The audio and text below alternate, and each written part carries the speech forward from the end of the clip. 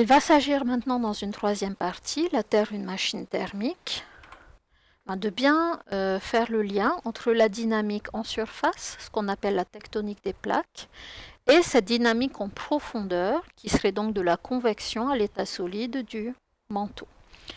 Donc, quel est le lien et comment l'ensemble de la planète fonctionne en termes de dynamique, en termes de mouvement. Donc, c'est des tomographies sismiques que nous avions déjà vues, d'ailleurs. Donc, je rappelle que la tomographie sismique, c'est l'étude des anomalies de vitesse des ondes sismiques. Lorsque les ondes vont plus vite, anomalie positive, c'est que le matériau est plus froid. Alors que lorsque les ondes ralentissent, anomalie négative, c'est parce que le matériau est plus chaud. Donc la chaleur représentée, matériaux chauds représentés par les couleurs rouges et matériaux froids par les couleurs bleues. Et donc on est là dans des zones de subduction, avec trench, donc les fosses océaniques au niveau des petites flèches. On peut voir ici les petits points qui sont les séismes, qui peuvent former, quand on les voit, les plans de Wadati-Benioff.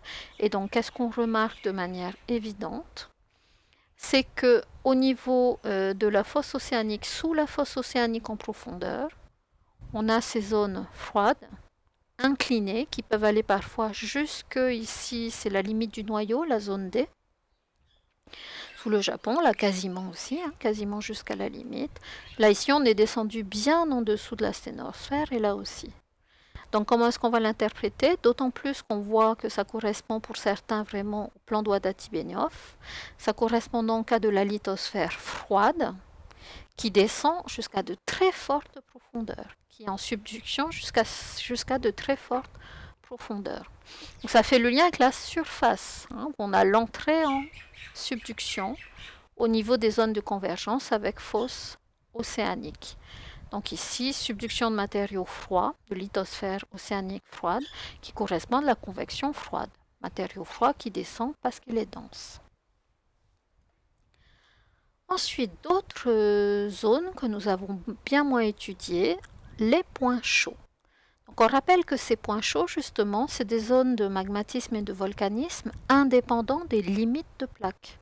On peut les trouver au milieu d'une plaque et c'est absolument pas lié en fait aux limites de plaques.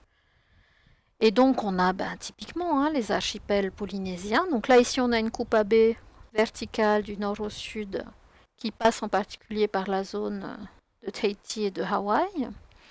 Et donc quand on regarde la tomographie, on peut s'apercevoir que sous Tahiti par exemple, sous la zone de Tahiti, puisque c'est pas exactement sous Tahiti, ce serait plutôt sous Mehetia ici, on a vraiment du matériel chaud, mais qui est très profond. Sous l'archipel de Hawaï, on a aussi du matériel chaud, mais qui descend à peu près à 600, enfin qui est jusqu'à une profondeur de 600 km, ce qui est déjà élevé. On est largement ici, on est en bas de la sténosphère.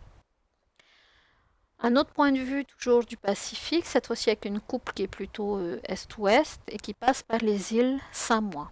Et donc sur les îles Samoa, là, on voit que la tomographie va jusqu'à 600 km. Là encore, on peut voir une grosse zone chaude qui descend jusqu'à 600 km. Donc, du matériel chaud, on est dans le manteau ici, dans la sténosphère et même dans le manteau profond. Ça correspondrait donc à de la convection, mais cette fois-ci une ascendance, une montée de matériaux chauds. Et c'est surtout actuellement, on considère que ce sont ces points chauds qui évacuent surtout la chaleur interne, puisque là on voit que c'est de la chaleur qui peut venir de toute l'épaisseur du manteau. Des matériaux chauds qui vont remonter vers la surface et qui vont occasionner à la surface du volcanisme de points chauds. Alors, les modélisations. Ok, je ne peux pas vous les montrer, je vous les montrerai différemment. On va pas tout relire. Voilà, je voulais juste revoir ce point-là parce qu'on l'avait vu l'année dernière, je ne vous ai pas remis les documents.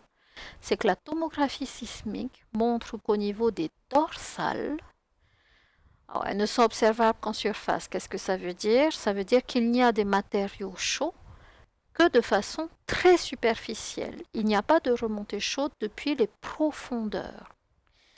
Il y a juste une petite remontée de la sténosphère, une petite remontée du MOHO, qui explique, qui est le résultat en fait de la divergence. Par contre, les subductions s'enfoncent profondément dans le manteau. Donc en conclusion, si on remet tout ça en bilan, il y a bien une production de chaleur interne, c'est vraiment le bilan du grand 1, principalement par radioactivité, par le manteau. Il y a des échanges avec la surface par convection. Donc des remontées actives profondes du manteau qui sont associées à du magmatisme, donc qui ont lieu au niveau des points chauds.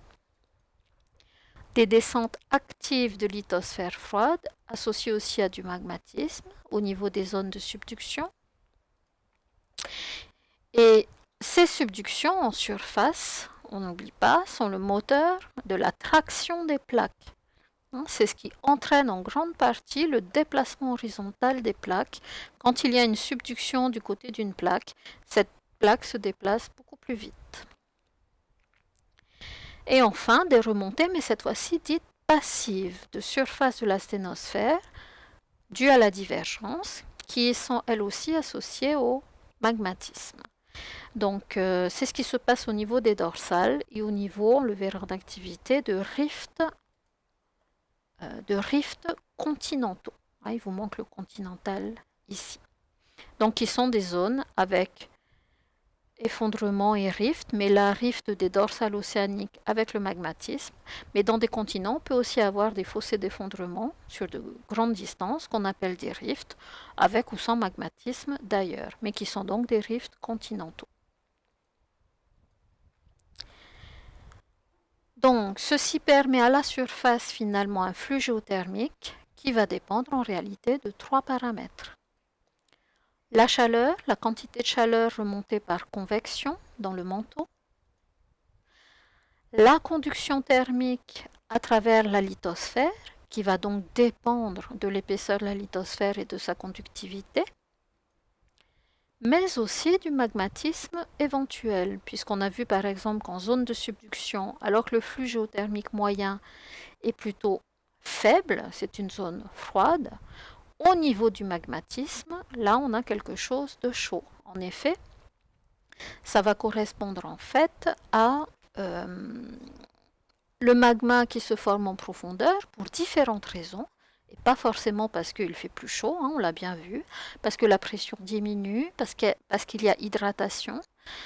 Ce magma, une fois qu'il est formé, il remonte vers la surface, il remonte par convection.